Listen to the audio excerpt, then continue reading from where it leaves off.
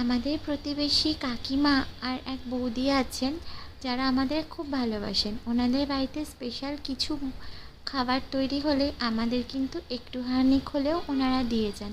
তাই জন্য ভাবলাম আজকে একটুখানি সিমুইয়ের পায়েস করি, আর একটু বেশি করেই করি, যাতে একটু ওনাদেরকেও দিতে পারি। সিমুইয়ের পায়েসটা সবাই বলে আমি মোটামুটি ঠিকঠাকই করি। কাজু কিশমিশটা না আগে ভেজে ঘিতে তুলে রেখে দিয়েছি, সেই ঘিতেই সেমইটাকে নাড়াচাড়া করে নিচ্ছি। দুধটা আলাদা একটা পাত্রে তেজপাতা দিয়ে ফুটতে দিয়েছি, ঘন হবে তারপর দেব। অন্যদিকে চায়ের জন্য দুধটা বসিয়ে দিয়েছি। আর কালকে সকালের জন্য ডাল, আলু সেদ্ধ, পেঁপে সেদ্ধ দিয়ে সেটাও একটা করে রেখেছি। এটা করে রাখলে না কাজটা একটু এগিয়ে থাকে, জানো তো। আসলে কি একা হাতে করতে হয় না, ওই জন্য একটু প্ল্যানফুলি কাজ করলে আমারও একটু সময়টা বাঁচে, আর একটু রিল্যাক্সে কাজটা করতে পারি। দেখো পায়েসটা কিন্তু রেডি হয়ে গেছে।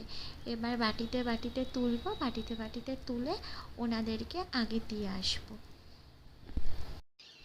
কারুকে না কিছু নিজে হাতে বানিয়ে খাওয়াতে সত্যিই খুব ভাল লাগে। আর মিষ্টি জাতীয় জিনিসটা না আমরা বম্বেতে নিজেরাই বানিয়ে নিয়ে খাই, নর্মাল সিমুইয়ের পায়েস, সুজি।